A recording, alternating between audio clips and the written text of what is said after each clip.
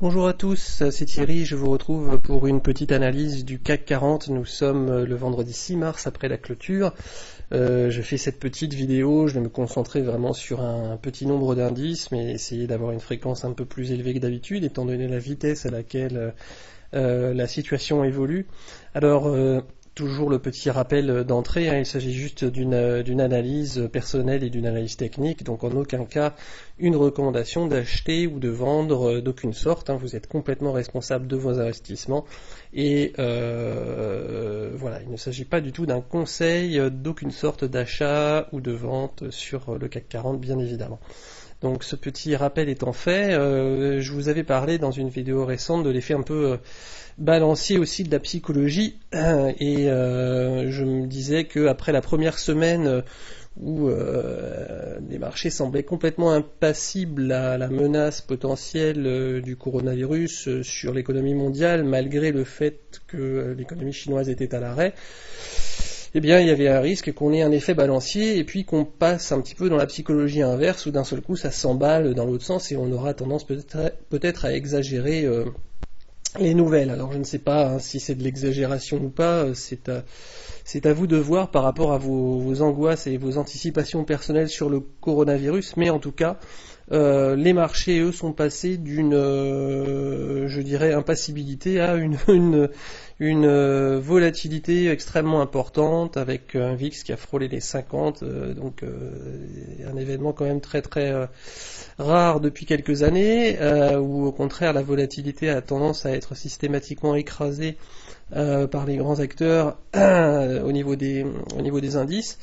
Donc ce que je peux dire, c'est que vous voyez que maintenant sur l'unité mois qui se trouve à gauche, eh bien nous avons maintenant vraiment la matérialisation de ce 1, 2, 3 MACD qui prend vraiment forme avec le croisement là en cours, avec la bougie en cours de mars. 1, 2, 3 MACD, eh bien, dont je vous parle depuis maintenant plusieurs mois, en vous disant attention, on va arriver dessus. Là, en plus, on avait un double 1, 2, 3 MACD dont je vous parlais aussi en unité semaine.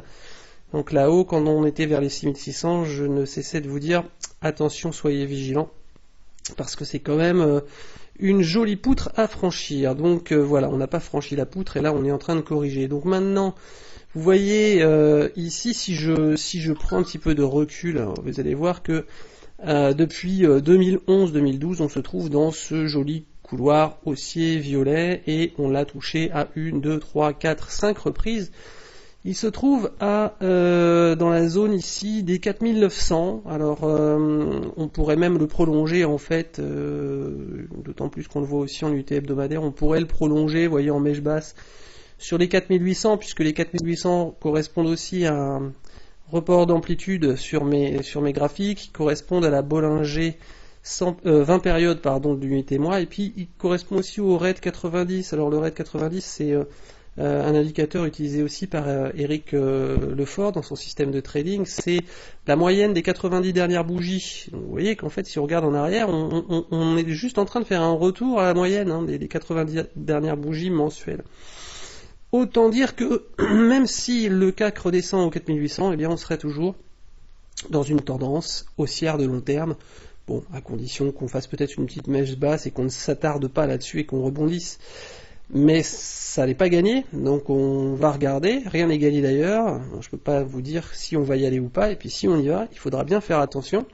à pas acheter trop rapidement, et à bien regarder d'abord si le CAC nous donne un signal de retournement haussier, étant donné que les effets du coronavirus sur l'économie et sur la perception des marchés, eh bien, Dieu seul peut dire ce qui va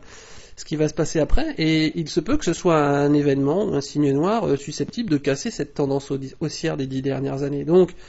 ne rien anticiper, et toujours le rôle de l'analyse technique, surveiller, analyser, regarder la force de la tendance, les supports éventuels pour pouvoir ensuite prendre des décisions sereinement avant d'être dans l'émotion, dans la panique, dans l'instantanéité du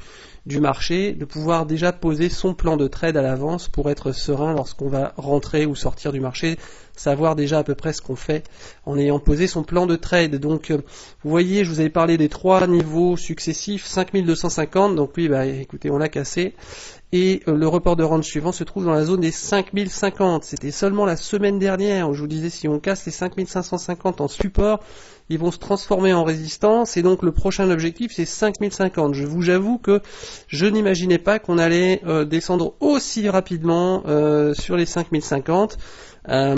Personnellement, c'était plutôt un objectif, effectivement, pour moi, logique, puisque je vous ai parlé de nombreuses fois, vous voyez, des marches qu'on descend, et je vous avais montré ici en oblique, vous voyez, qu'on avait déjà, par le passé, en 2015, par exemple, descendu 1, 2, 3 marches en diagonale, ou 1 et 2 marches en hauteur, vous voyez, que donc pour moi, il n'y aurait rien d'étonnant à ce qu'on passe des 6050 ici à 1 et 2 marches en hauteur sur les 5050, ou sur le petit haut qui est raté ici en oblique, 1 marche, 2 marches, 3 marches, et qu'on revienne vers les 4800. Donc je vous avais parlé des 4800, 4850 je crois, 5050 et 5250. Donc effectivement, bah, écoutez, pour l'instant on continue de descendre. Il va falloir surveiller, vous voyez que les 5050 sont également susceptibles d'offrir une zone de support, donc tout va dépendre de la vitesse à laquelle on descend, est-ce qu'il va y avoir survente, est-ce qu'on va avoir un rebond technique, et est-ce que ce rebond technique va rebondir plus fort que le précédent ou pas, hein. Je vous avais dit de surveiller en unité jour cette semaine la force du rebond. Bon bah la force du rebond, voilà, on a vu ce que ça donnait, ça a fait 2 ou 3 bougies ici, je vais passer sur 100 unités, je suis en unité jour à droite, hein. Vous voyez, non croisement baissier de la MACD, je crois qu'on n'a même pas fait un deuxième retracement de Fibo à 38%, donc on a sous-performé en plus les indices US. Le S&P a réussi à se visser quand même à peu près 50% de retracement, donc c'est faible. Et donc, bien entendu, bah, là, on est dans la configuration du couteau qui tombe. Et voilà, j'ai dit que je ne donnais pas de conseils. Je ne vois pas, donc sans donner de conseils, pour l'instant, bah, je vois pas véritablement de support fort avant donc la zone des 5050 ici en mensuel, en tout cas sur mon graphe, et ça ne veut pas dire qu'on va y aller, hein, encore une fois, hein, on peut rebondir lundi, donc je ne donne pas de conseils d'entrée ou de sortie. Mais en tout cas, sur mon graphe, alors on a la moyenne mobile 50 périodes, ici vous voyez en bleu, là on est dessus. Bon, pourquoi pas. En tout cas, comme je le disais la semaine dernière, étant donné la volatilité, étant donné la force de la baisse, et étant donné qu'on se trouve toujours dans un couloir haussier de long terme, je ne serais pas étonné outre mesure qu'on aille tester les 5050, voire la zone des 4800, 4900 ici, vous voyez, qui correspond à la base du support haussier trimestriel. Nous avons une belle synchronisation baissière sur la puissance cycle, évidemment. Et oui, nous avons un cycle court qui est en zone de survente maintenant depuis quelques bougies, mais pas suffisamment pour qu'on puisse dire qu'il va remonter demain. La MACD ici est toujours baissière, mais elle vient d'arriver sur son zéro, donc vous voyez que si le mouvement décidait de continuer de baisser, eh bien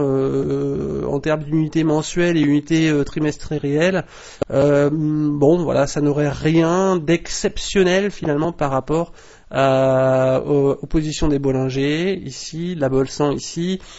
aux positions des cycles, des MACD, donc la baisse est rapide, la baisse est forte, mais voilà, elle n'est peut-être pas terminée. Je ne peux pas vous dire plus que ça. Je vous souhaite d'excellents trades pour la semaine prochaine, voilà, et un bon week-end.